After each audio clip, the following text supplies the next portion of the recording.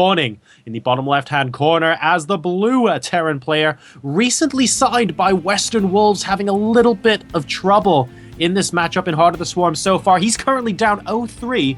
Can he turn it around? Ladies and gentlemen, this is Morrow. His opponent spawning in the top right as the red Protoss player we saw in the previous game. That beautiful blink up into the main base, and dare I say that absolutely sublime time warp that we saw Morrow try to stutter step out of to attack the Stalkers, was not able to do so one bit. Really cool placement on that. Can he make it 4-0? We'll find out in just a little while. It is FXO's BabyKnight.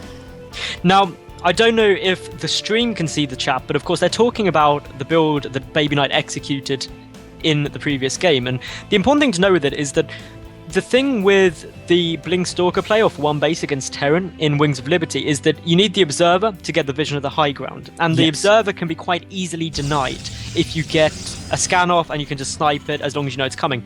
The Mothership Core does actually have the damage as well. And I'm going to cut myself short because Morrow is going for a proxy 2-racks.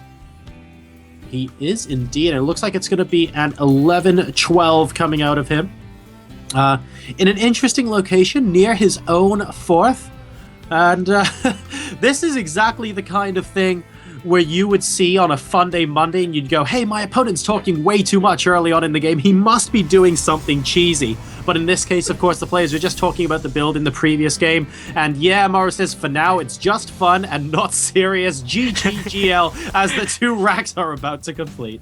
I quite like this. I know some people will see this as like really PM or whatever, but Morrow just being like, I'm having a friendly chat. I'm just like, yeah, what are you doing? Like, I don't know if you ever get this on ladder, but if anyone's ever too talkative, I'm like, you're cheesing me. I know you are. And Morrow's just done exactly that. He's done the ladder cheese tactic of just, I'm friendly. I'm having a nice game. How are you doing? What do you think of the game, Jorasar? And then 2 minutes later, he's like, bam! You weren't expecting these Marines in your base, were you? Exactly. It's easier against Terran and Protoss than it is against Zerg, because if a Zerg is too talkative, their tech is still going to be hidden in their base. So if it's like some sneaky bailing bus, everything except an early pull where you can get an SCV in early, you're not 100% sure what they're doing. Whereas when a Terran or Protoss starts talking like that to me in a ladder game, I immediately send a worker out in like a zigzag pattern just to look for the proxy buildings, and more often than not, I'll find the racks, I'll find the sneaky pylon, and that'll be that. But in this particular case, it is a Terran doing the rush. We have some SCVs and some Marines popping in. Choo-choo, ladies and gentlemen. The expansion has gone down for BabyKnight, and that will not bode well for him at all, as 2 bunkers get put on the high ground, having to pull all of his probes, but it might not be enough. Let's wait and see. Micro wars going on right now, but devastating damage being done by Morrow.